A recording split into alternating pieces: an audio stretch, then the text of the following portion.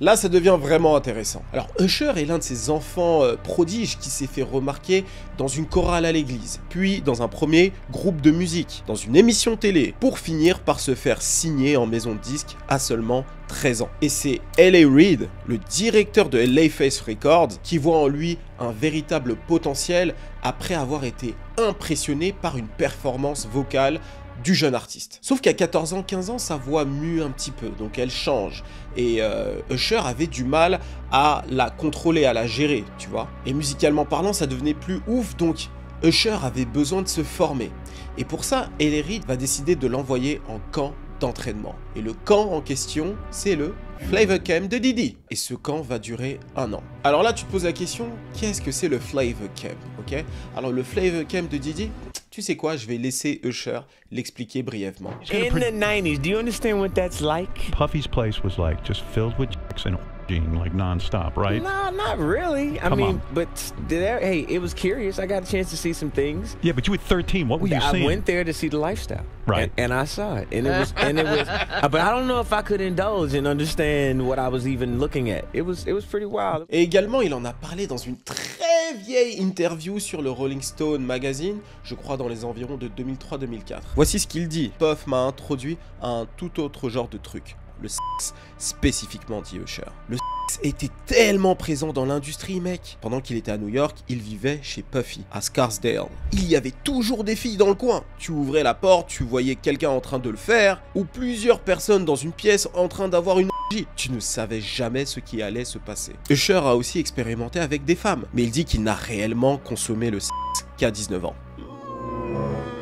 Je suis pas sûr de te croire là, frérot. Mais bon, c'est dans cette même période que des gens spéculent que Usher se serait fait violer par Diddy dans cette même période. Donc dans la période où il sera adolescent, 14-15 ans là. Usher, lui, n'a jamais rien mentionné à ce sujet. D'ailleurs, il a toujours dit que du bien sur Diddy. Donc Usher le qualifie comme étant son mentor et que sans lui, il n'aurait jamais réussi à avoir une carrière comme celle qu'il a actuellement. That man helped me understand life. He helped me understand what it was to be an artist.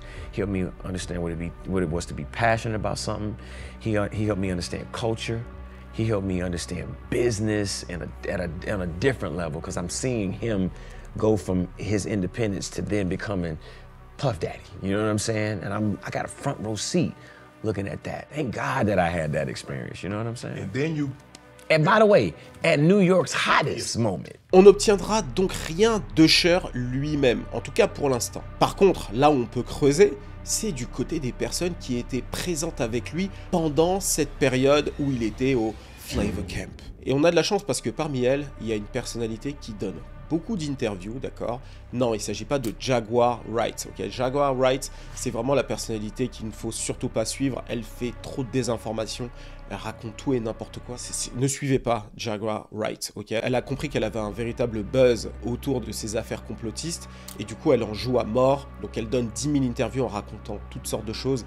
J'y crois absolument pas. D'ailleurs, récemment, elle a ramené la fille de R. Kelly et Aaliyah. Enfin, franchement, les gars, non. Concentrez-vous sur des personnes qui ont plus ou moins un contact connu avec ces célébrités-là et qui parlent actuellement. Et vous verrez que le discours est complètement différent. Par exemple, là, le gars dont je vous parle, c'est l'ancien chef de la sécurité de Diddy, d'accord? Donc, c'est quelqu'un qui, certes, aujourd'hui, a le seum de Diddy, mais en parallèle de ça, il dit des choses très précises sur des événements passés, d'accord? Sur des moments avec Kim Porter, avec d'autres femmes, avec d'autres célébrités, des choses qui corroborent beaucoup avec ce qui a été dit ensuite dans des documents d'accusation, par exemple. Et ce gin deal en question, voici ce qu'il dit. Puff and Usher did have a situation, and that situation led Usher to the hospital. Now, I let Usher explain that to y'all. I let Usher tell that story. But how dare you say a man that groomed you, you gonna give him a pass?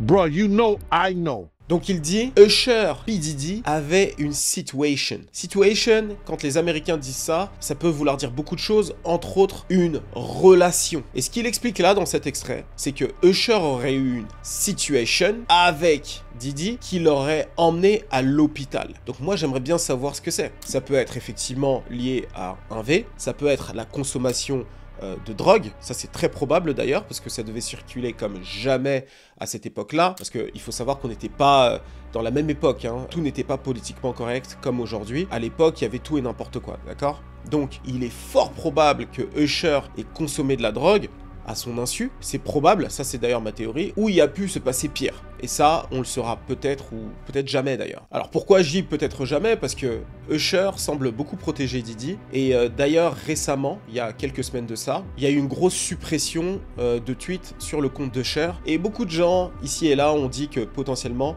après l'arrestation de Diddy, il y a eu un ménage qui a été fait dans ses anciens tweets pour qu'il ne soit pas accusé à un moment donné par la justice d'être complice ou autre chose. Alors on ne sait pas, d'après ce qu'il explique, il a été hacké. Après, je trouve ça assez curieux d'être hacké dans un timing aussi bien choisi. Ok, bon, on verra. Revenons sur cet extrait de Gene Deal. Gene Deal dit aussi que Diddy l'aurait groomed à cette époque-là. Donc il aurait fait en sorte d'emmener Usher, entre guillemets, à être ouvert sexuellement, très jeune, à beaucoup de choses. Et depuis plusieurs années, la rumeur court que Usher serait gay ou bi. Et ce que Gene Deal sous-entend ici, c'est que Diddy l'aurait préparé, encouragé, conduit à avoir des pratiques sexuelles aussi bien avec des hommes qu'avec des femmes. Ouais, cette vidéo est très sombre, je sais. Et justement, il y a eu beaucoup de rumeurs depuis plusieurs années autour de relations sexuelles que Usher aurait eues avec des hommes. Par exemple, il y a eu cette histoire que Wendy Williams a racontée dans son show, comme quoi Usher aurait donné l'herpès à un mec. According to a man,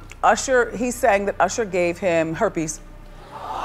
Aussi, il a été nommé dans le document d'accusation de Rodney Jones. Monsieur Combs informe Monsieur Jones qu'il a eu des relations sexuelles avec un rappeur, un chanteur d'R&B. Quand tu regardes la légende, le 6 en question, c'est un homme qui aurait performé au Super Bowl et qui a une résidence à Las Vegas qui cartonne. Et Usher a une résidence qui cartonne à Las Vegas. Je sais pas si ça continue actuellement, mais l'année dernière c'était le cas. Et il a performé au Super Bowl justement l'année dernière. Donc là évidemment on parle d'Usher. Et enfin, la mère de Keke Palmer. Keke Palmer, c'est une actrice qui cartonne aux US. Elle a notamment joué dans Nope. Et Keke Palmer avait fait la une des magazines People l'année dernière parce qu'elle était allée à l'un des shows de Usher en résidence à Las Vegas. Et là-bas Usher avait dansé de manière très sensuelle avec elle, sachant qu'elle a un mari et un enfant. Et son mari a réagi à cette époque-là sur les réseaux sociaux, ce qui lui a valu un shitstorm sur les réseaux. Il s'est pris une sauce. Hein. Et à ça, la mère de Keke Palmer a répondu au mari de sa fille en disant « Mais t'es complètement débile ou quoi?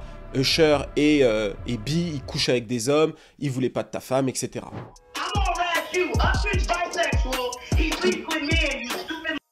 Donc voilà, on a plusieurs petits éléments comme ça qui ont été diffusés au cours des années qui nous laissent penser que potentiellement Usher couche avec des hommes aussi bien qu'avec des femmes. Raccord vidéo un petit peu bancal, hein. J'ai changé de t-shirt comme vous pouvez le voir. J'ai tourné cette vidéo en 2 parties. En ce moment, on est tellement busy avec Sikeo qui cartonne. Alors, petite chose que je tiens à rajouter sur Usher. J'étais en train de faire mes recherches, tout ça, et je pensais avoir regardé à peu près toutes les vidéos de Gene Deal qui parlent de Usher. Et pourtant, il y a une vidéo qui m'a échappé, et elle est ultra importante parce qu'elle est en complément de ce que j'ai dit sur Usher et de potentiellement ce qui lui est arrivé dans les années 90 quand il est allé à l'hôpital, là. Ce que j'ai dit plus tôt. Eh bien, d'après Gene Deal, Usher se serait fait trouer les What did you hear? You know, Puff sent this little kid to the hospital. How he sent him to the hospital? Man, Nick was bleeding from the butt. And that's what was said. Alors, qu'est-ce que j'en pense? Plusieurs choses. C'est pas impossible. Déjà parce qu'il n'était pas en position de force à ce moment-là. C'était un adolescent qui avait pas encore percé dans la musique. Donc il aurait pu être l'un de ses enfants qui est aussi là pour faire plaisir à un adulte. Quand je dis plaisir, attention, c'est avec de gros guillemets. Donc c'est possible que ce soit arrivé. Par contre, moi, la question que je me poserais, c'est pourquoi Gene Deal n'a pas réagi à ce moment-là? Ok. Pourquoi il a continué à travailler avec Puff? Parce que ça serait arrivé entre 1993 et 1995, d'accord? Sachant qu'il a travaillé avec Puff encore pendant un beau moment, je crois jusqu'au début des années 2000, si je me trompe pas, peut-être plus. Donc il était au courant de ça, parce qu'il était là à ce moment-là, et pourtant il a continué à travailler avec Diddy. Donc moi je trouve ça un peu bizarre qu'il ait continué à travailler avec Diddy. Et ce que je me dis très clairement, c'est que, étant donné qu'il a clairement une dent contre Diddy, parce que bon, en fait, Gene Deal, c'est quelqu'un qui fait énormément d'interviews où il parle exclusivement de Diddy, c'est que potentiellement il a un contentieux personnel avec Diddy, et en fait,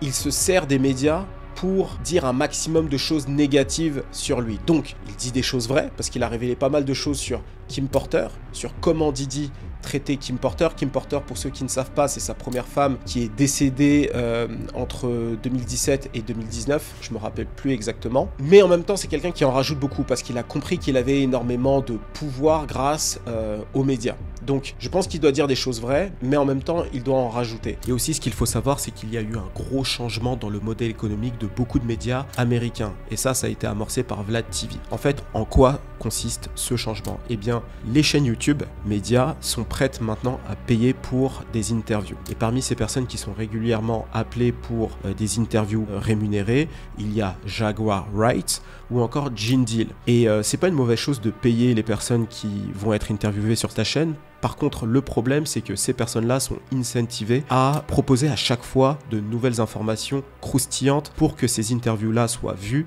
et qu'ils soient à nouveau contactés, sachant que Gene Deal doit se faire facilement 6 chiffres l'année grâce à ces interviews. Sauf que lui, son expérience avec Diddy est limitée aux années 90, peut-être début des années 2000, donc il doit à chaque fois revenir avec des choses croustillantes, et c'est à mon avis ça qui a dû le motiver à dévoiler une rumeur sur Usher. Et dernière chose, il faut noter que Gene Deal prend énormément de précautions lorsqu'il nous révèle cette anecdote. Il dit bien qu'on lui a dit, il précise pas exactement qui, et il parle au conditionnel. Donc il fait bien en sorte de se protéger, et ça diffère complètement du premier extrait où il était beaucoup plus vindicatif sans avoir révélé exactement ce qu'il sait. Donc ça, c'est des choses quand même qui doivent nous mettre la puce à l'oreille. Donc moi, ce que je pense, c'est que Usher a eu des relations sexuelles lorsqu'il était adolescent chez Puff. On verra peut-être dans quelques années, peut-être que Usher révélera quelque chose, mais je ne pense pas. Usher est très loyal envers Diddy.